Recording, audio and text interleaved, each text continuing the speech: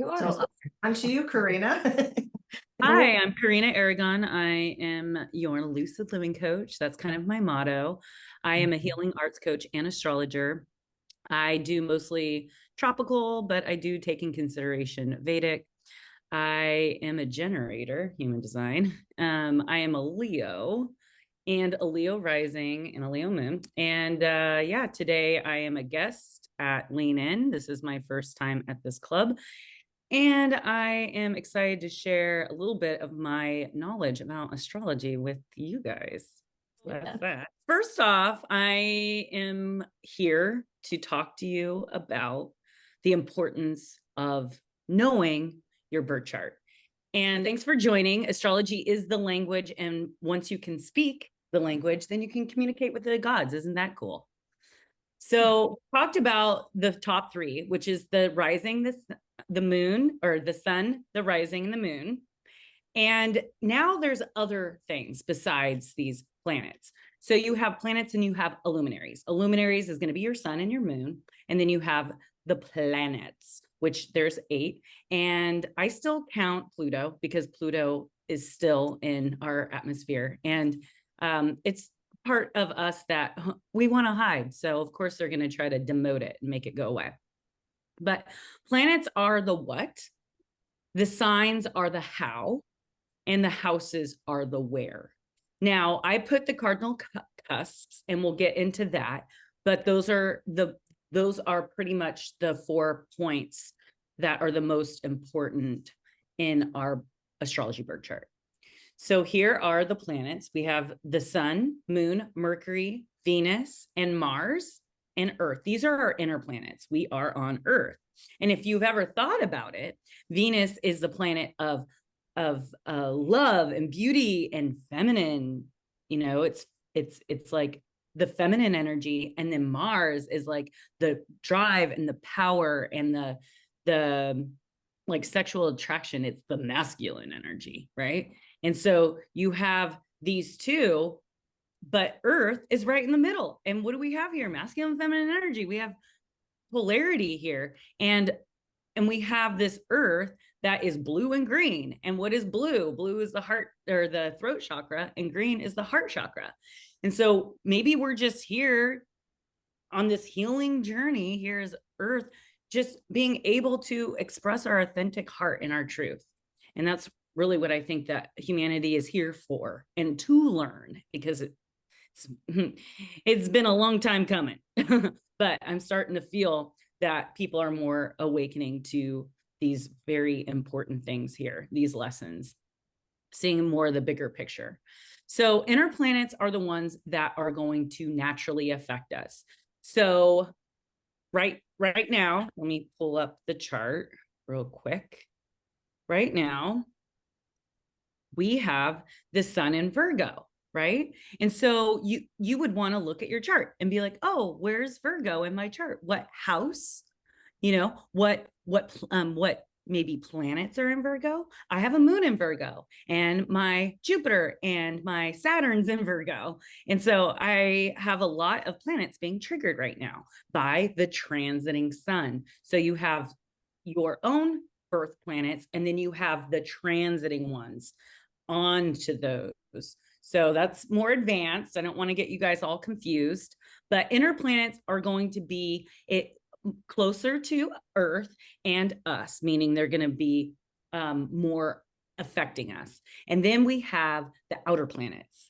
So the outer planets, the first planet or the last planet that we can see with the naked eye is Saturn. So we have Saturn, we have Jupiter. So one constricts and one expands. It's like the heartbeat, right? We need this ebb and flow, this restrictions and this expansion. So Jupiter is expansion and Saturn is restrictions or constriction. And then you have Uranus and Neptune. Neptune, the planet of illusion and dreams and the unconscious, and Uranus, the planet of eccentricity and it's associated with Aquarius, which is about the collective, also AI. So Jupiter and Saturn, Uranus, Neptune, and Pluto. Poor little Pluto, he's not on here, but he is a sweet, sweet guy. Not. How we, no, I'm just kidding. Is this Christine? Christine, yeah. Pluto is the one of the planets associated with Scorpio along with Mars. So they're trying to take that little Pluto guy away from you. Now, I'm going to give you this awesome chart right here. And this is makes it very easy to understand. So has anyone here ever seen this wheel? This chart? I've seen that wheel before. Yeah. I've had my chart done, written out for me. So yeah. And I think you showed it to us one time in a Toastmasters meeting. Yes. Something like this. Okay, so this is the rising, which is the ascendant. This is what was on the eastern horizon when you took your first breath. Okay. This is the ascending qualities about us. This is what people see, right? So when we first look at someone, we're like, oh, Capricorn. Oh, they must have nice like calves, right? They must, like climbing to the top of the mountain, right? Like certain things about someone that are kind of obvious. Oh, they're very grounded. They're not very fast, they're so it's like, these are the qualities that someone characteristics that they look like, right? Because the area of life is the first house, and the first house would be the ascendant. This is the self. This is the appearance or your ego or identity. Then you look at, oh, well, what's the zodiac in that first house? And it's Capricorn. So you're like, oh, it's a cardinal earth sign. They like to climb the mountain. They're the sea goats, right? So then you have this characteristic of maybe what this person looks like, right? And then you go to the planet and you're like, oh, what planet is here in the first house in Capricorn? Oh, well, it's Mercury. So this is experiences of life and personality. Oh, this person must communicate very well, very talkative, because Mercury is the planet of communication. And maybe they are a little more shifty and movie, shifty with their eyes and their actions. So this is like the appearance and the self. So you could do this throughout the whole chart. So you have 12 houses in Vedic astrology. There's 13. That's Ophiuchus, which is the serpent bearer. And you have each house that represents certain areas. So like the second house is value. I'm only going to get into 4 because we don't have forever.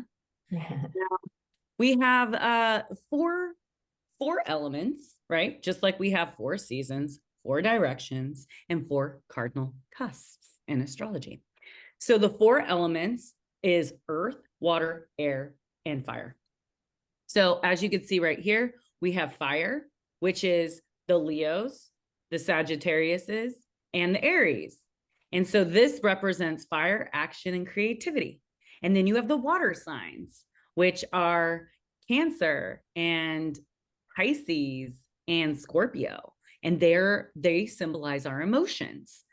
And then you have your air signs, which is Gemini, Libra, and Aquarius, which is corresponding to intellect.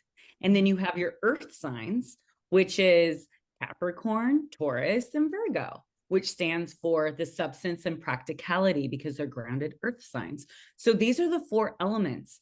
And each zodiac sign, there's 3 in each, which kind of make up that 3, 6, 12. Oh. So that's that. I make these to try to make it very easy for, visually and understanding. So this is a part of so I took out some of my PowerPoints from my workshop. So I teach I teach astrology and teach people how to become an astrologer and how they read their own birth chart. So I just took some of these out of my basic and intermediate.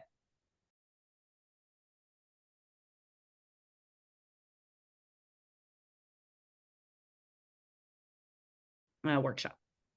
So we have the 4 directions, right? And so they're associated. Have you guys ever seen these symbols here? They're kind of everywhere now. They even make like necklaces and stuff like that. And if you see someone walking around, let's say with a necklace with this triangle up, facing up, that's a fire. They might not know, but it is. And then if it's facing down, then it's associated with water. And then if it has this line, then that's the earth, because then that earth is the line, right? And the water's underneath. And then this one is the fire, but then here's the line for the airs above the earth. So these are the symbols and the directions, which you might know, Deborah, right? Because you do the feng shui. Yes. Direction is very important in feng shui, and feng shui is associated a lot with, it intertwines with the astrology. And sometimes, like if you want to go a step further, you can pull up someone's birth chart and also work with a feng shui, and then position their stuff in their house associated with their personal birth chart to make things like, and we could work together on that. Like I've always been intrigued. I want you over my house and talk with me about this stuff, because I've tried to figure it out, but I don't know feng shui. I know astrology. Okay. So, yeah. Okay. So let's move on. So you have the directions. So we have, what did we learn? We have the planets, the houses, and the zodiac signs. Okay. And then we have the 4 elements, and now we have modalities. Okay. So modalities, there's only 3 modalities. And so we have 3, we have cardinal, we have 4 cardinals. We have, wait, is this right? 4 fixed and 4 mutables. 8, 9, 10, 11, 12. Yes, equals 12. So the cardinal is the initiators. They're the go-getters. So the beginning of spring is obviously cardinal, right? Because when you plant a seed, for that seed to pop up into outside of the dirt, right? It needs that cardinal strength energy, which Aries, right? That cardinal fire. So Aries is cardinal, Libra is cardinal air. And then you have this part right here. So I put this picture, not because I took it, I stole it off the internet, but cardinal is climbing this mountain right here. Like we need cardinal energy to climb the mountain. So they're in the initiators. So it's the go-getters. It's the guy that comes up to you at the gym and be like, excuse me, pretty lady, can I take you out on a date? Right? Then you have your fixed energies, and that's the Leo and Aquarius and Scorpio and Tauruses. And you see this flat, boring plane? Yeah, that's where the fixed energy is. So we're the ones that, we go out on the date, maybe a few dates, and about 3 months later, the cardinal wants to bounce. And fixed is like, oh, no, you don't, mister. We still got things to do. We're going on vacation in a couple weeks. We're doing this. We're doing that. We have so much that we need to get done, right? And so fixed signs, they sustain the energy when it gets boring. They sustain the energy. They don't like change. And so they'll do anything that they can to not have change. Then you have the mutable signs, right? And that's this descending down. You're like, okay, I'm off because I need to go find another something else. I need to find something else. I've learned everything I need to learn. I need to move forward, because mutable signs, they're very intellectual, they're smart, they're wise, right? And so that is Pisces and Virgo and Gemini and Sagittarius. They really know how to end things. Okay, so now I charted it out for you guys so you can kind of put it all together. So you have fire, water, air, earth. That's the 4 elements. You have the 3 modalities, cardinal, fixed, mutable. And then you have all the zodiac signs within. So you have cardinal is, so Aries, Cancer, Libra, and Capricorn, cardinal. Those are the ones that climb the mountain. Fixed, Leo, Scorpio, Aquarius, Taurus. Mutable, Sagittarius, Pisces, Gemini, and Virgo. So there you go. There's the visual for that. Now, this is even the better visual. I love I love round charts. This is what I love to read. But this is actually put where it starts. So this is starts here, spring, right? Spring and the end of winter. So spring, you have Aries, which is the first house. The ruler is Mars. So in my workshops that I teach what all these glyphs are and what they stand for. But that's Mars. And then you have Taurus, second house, and it's the ruler of Venus. And it just makes it really easy. And then you have Gemini, rules the third house with Mercury is the planet, and you can just go all the way around. So then here's Cancer. Cancer's obviously ruled by the moon, and Leo's ruled by the sun. So you have the two luminaries sitting right next to each other, which is the home, mother, and the fifth house is creativity and children, right? So that's like creation. So this is the cardinal cusp, and I'll talk a little bit about, I did already talk about the first house, which is your ascendant. This is your rising. This is this is pretty much who you're meant to become, these qualities. So we're learning them. So it's kind of like the North Node, right? So the North Node, it's just a node is pretty much where two different energies kind of come together, and then the center of that, it's the node, and it's the node of the moon, and it's really our destiny. It's what we're here to learn personally. And so mine is in Leo in the first house, and it's right by my Mercury and my sun. So I'm here to get to know myself as a Leo and a leader, and thinking about myself, but because I always have thought about other people. So I'm here to learn how to think about myself more and put me first. Such a weird destiny to have. But nonetheless, it's my destiny. And my South Node's in the seventh house. So this is what I'm used to. I'm used to this area of partnership and relationship and putting others first and having harmony and balance. So these are qualities that are descending. So this is the descendant. This is the shadows. So wherever that is for you. And so the ascendant is opposing the descendant, and they are seeking balance, regardless, always seeking balance, because our ascendant is us and our ego, and our descendant is others. So maybe our marriages and our business partners, right? We're always trying to find that equal balance because they're opposite. So we need opposing energy in order to get to know ourselves and who we are, right? And how we could balance that through mutuality and balance relationships. Like I learned from you and you learned from me because we're so different. And that's important. Then you have your fourth house, which is the IC. This is the bottom of your natal birth chart, if it's round, right? And this has to do with your family and your roots. And yeah, just like the qualities that are from the home, your roots, like where you come from. So you can learn a lot about someone if you look at their fourth house cusp and you're like, oh, okay. So, oh, you have Scorpio as your fourth house cusp.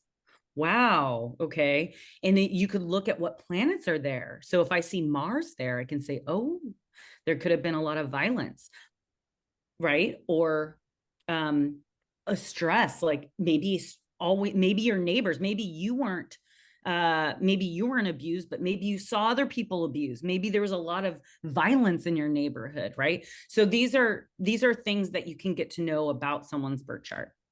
And then your I was going to ask you, is this the same as the North Node? Which? The North, like I've read about the North Node, N-O-D-E, no. No, the North Node is the node of the moon from when you were born. So that's your North Node, which is your destiny. So this is the fourth house cusp, which would be at the bottom of the chart.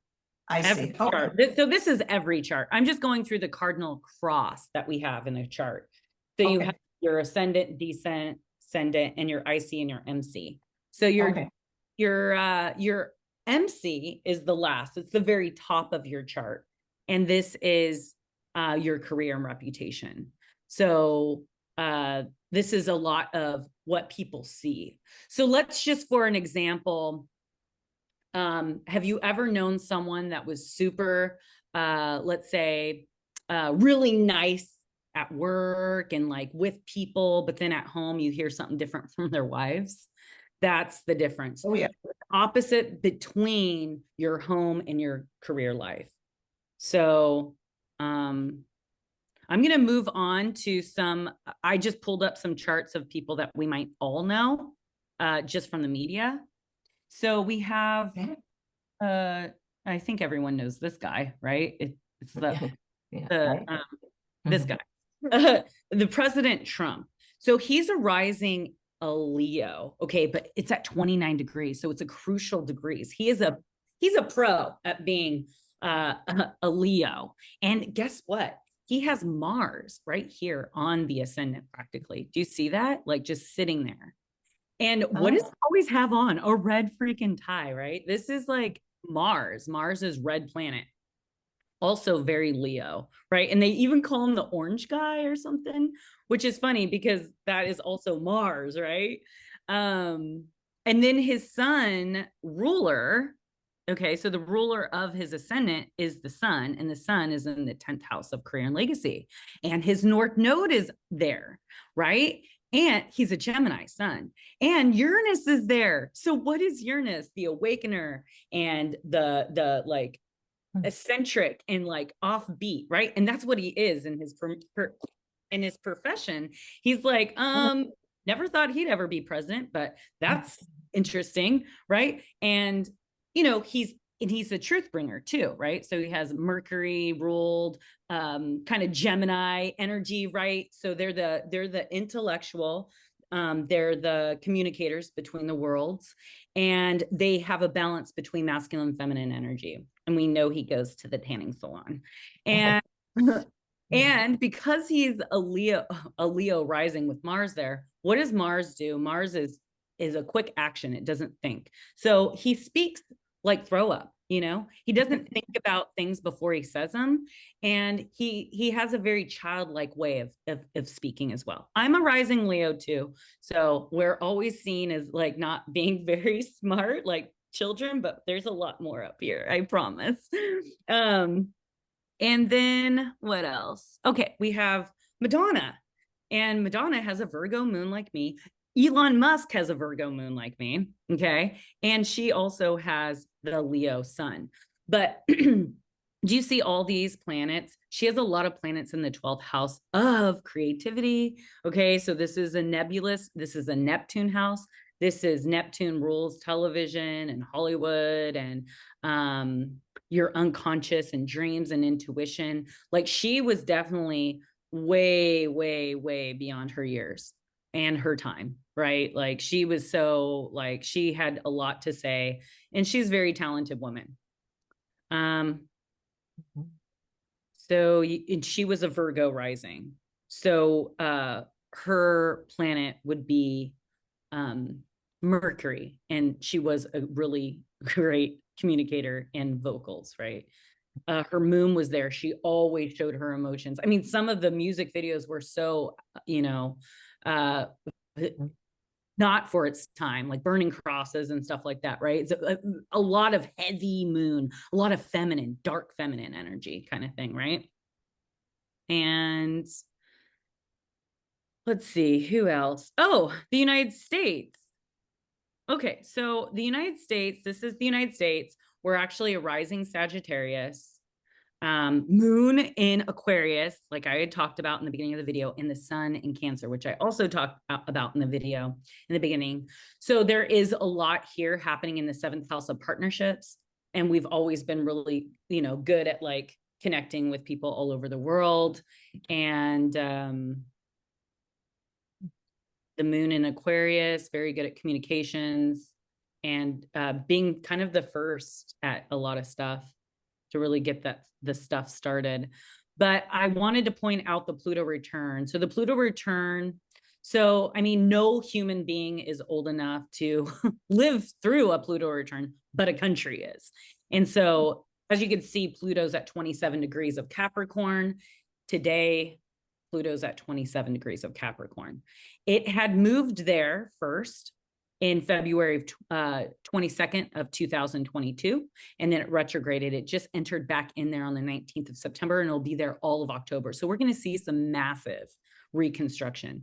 So the Pluto at 27 degrees is the Declaration of Independence, right, in 1776, which many people consider the birth of the United States, right? So Pluto return may indicate a new birth to a new world in the US. So Pluto is known for shaking things up, current dynamics, pushing them to crumble, and it represents this transformation that we're going through, this death and rebirth. And we're all feeling it. We're all seeing it on huge, levels.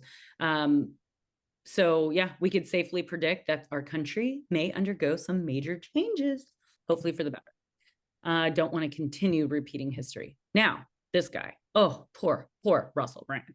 He's one truth bringer. He has, I love all his content that he's been creating, and he's very wise man.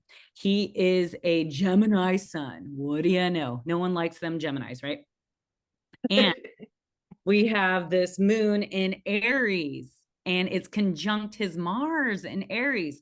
So he is just fiery. He's got it in him. He's intellectual, and he has the Aries. He's got a lot of the spring energy. But look at, he has his Venus in Cancer like me. It's just like so like sensitive and like being home and cooking. He has a very feminine energy there. But that Mars is really Mars. So he's like really masculine and really feminine all at the same time. And then he has his sun right in between with his Mercury. So his Mercury is like right in Gemini as well. So he's like really good at communication. He's really quick. Have you ever noticed and seen his videos? He's like, he's now he's being accused. I just heard of this. I just found out yesterday. He's being accused of sexual assault from back like 10 or more years ago. Well, I intuitively just thought, well, I knew that they were going to come after him somehow because he's like shouting out a lot of things behind the scenes in big pharma and government and stuff like that. So we have the North Node is conjunct right now. So the North Node, these are the transiting planets on the outside, is conjunct his Chiron in his second house. Okay. This second house of value, Chiron is the wounded healer. It's associated a lot with Virgo, which is the 8th house, which is hidden things, sexual stuff, right? So behind the scenes kind of stuff. So the North Node is bringing a lot of light to his Chiron. This is past wounding, right? Then you have transiting Chiron on his Jupiter. So it's expanding this area. And what this really tells me is that this is an important time for him to gain clarity about his path and purpose in order to embrace your calling. And you will have to, the opportunity to resolve old wounds and traumas that stand in the way of your ability to fully be of service to others, because he is of service. He is we need him. I think in a lot of ways for enlightening the collective. He has like 6 million followers. He has a lot, kind of counterbalance the really shady news networks, right? That are really just like putting blinders over the collective. So his North Node is in the 10th house of career and legacy. So he's actually here, and it's in Sagittarius. He's actually here to teach. Sagittarius is the teacher and the guru. Teach us about the illusions. So this is Neptune, conjunct Neptune. He's here to teach us about the illusions here. And his South Node is, all about him and maybe his home. I don't think he had the best home life, to be honest with you. And so he's moving away from all this